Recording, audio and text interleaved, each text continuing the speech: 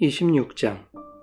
너는 성막을 만들되 가늘게 꼰 배실과 청색, 자색, 홍색 실로 그룹을 정교하게 수놓은 10폭의 휘장을 만들지니 매 폭의 길이는 28규빗, 너비는 4규빗으로 각 폭에 장단을 갖게 하고 그 휘장 5폭을 서로 연결하며 다른 5폭도 서로 연결하고 그 휘장을 이을 끝폭 가에 청색골을 만들며 이어질 다른 끝폭 가에도 그와 같이 하고 휘장 끝폭 가에 고 쉰개를 달며 다른 휘장 끝폭 가에도 고 쉰개를 달고 그 고들을 서로 마주보게 하고 금 갈고리 50개를 만들고 그 갈고리로 휘장을 연결하게 한 성막을 이룰지며 그 성막을 덮는 막 곧 휘장을 염소털로 만들되 11폭을 만들지며 각 폭의 길이는 30규빗, 너비는 4규빗으로 11폭의 길이를 갖게 하고 그 휘장 5폭을 서로 연결하며 또 6폭을 서로 연결하고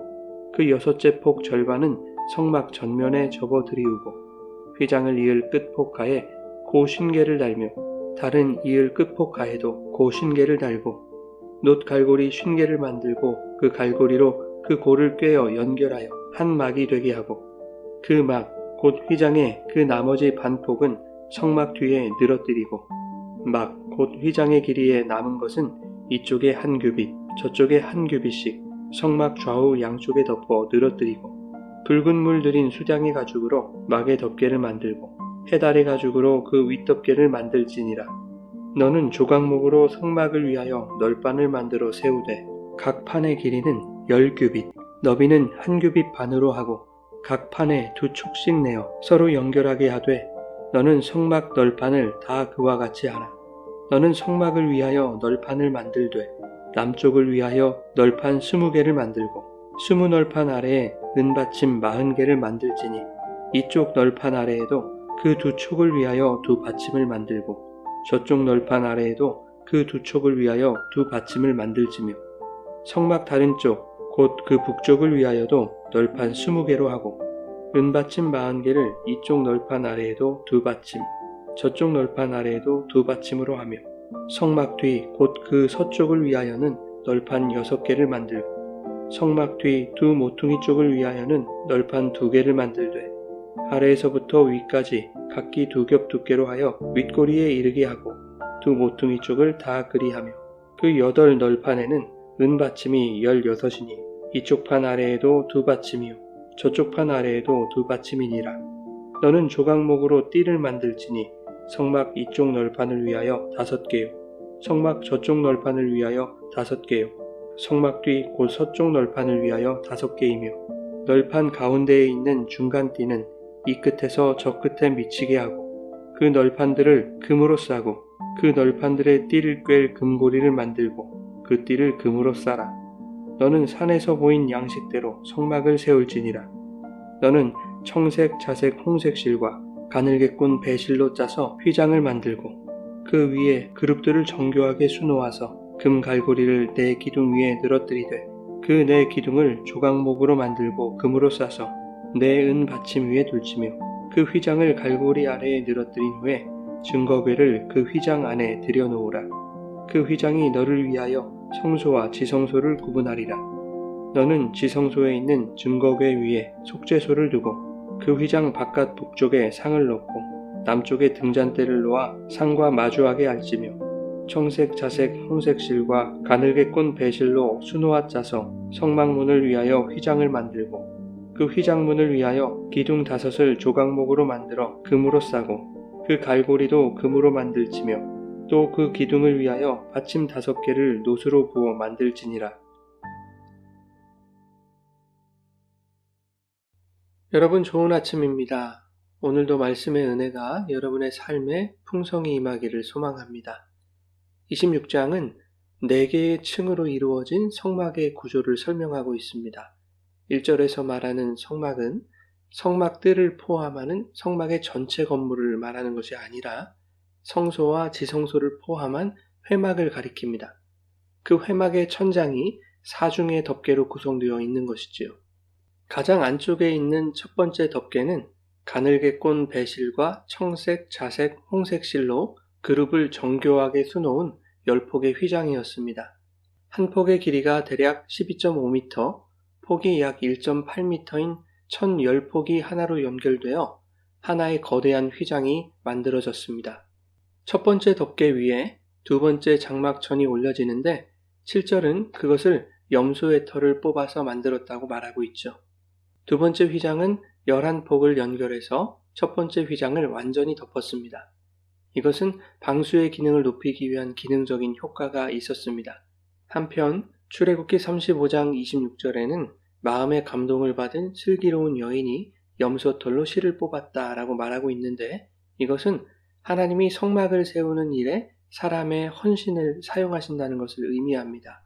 그러나 이것은 하나님이 성막을 세우실 때 인간의 헌신 없이는 불가능하다는 의미가 아니라 오히려 인간의 도움이 필요 없으심에도 불구하고 당신의 백성들을 당신의 사역에 초청하신다라는 의미로 해석해 볼 수 있는 것이죠. 두 번째 휘장을 덮을 세 번째 휘장은 14절에 기록된 대로 붉은 물을 들인 수양의 가죽으로 만들었습니다. 이것은 희생제물의 피를 상징하는 것으로서 신약의 성도들에게는 어린 양이신 예수 그리스도의 보혈을 떠오르게 합니다. 예수의 보혈이 염소의 털로 실을 뽑았던 그 인간들의 헌신과 수고를 덮어버리는 구조이죠. 인간의 행위가 아무리 선한 것이라 할지라도 그리스도의 보혈의 은총으로 덮일 때에라야 하나님이 받으실 수 있는 온전한 헌신이 된다는 것을 보여주고 있는 것이죠. 마지막 네 번째 덮개는 해달의 가죽으로 만들어졌습니다. 해달은 바다 포유류의 일종으로서 홍해에서 서식하던 듀공이라는 해양 동물일 것으로 추정됩니다. 해달의 가죽은 거칠고 질긴 성질이 있어서 광야의 뜨거운 열기와 모래바람을 막았을 것입니다. 또한 일교차에 의해 생기는 설이나 결로에 대한 방수 효과도 뛰어났을 것으로 생각됩니다. 그러나 해달의 가죽으로 만든 네 번째 덮개에는 더욱 중요한 상징이 있습니다. 해달의 가죽으로 만든 덮개는 거칠고 볼품이 없었습니다. 외부에서 바라볼 때는 이 매력 없는 네 번째 덮개만 보이게 되는 것이죠.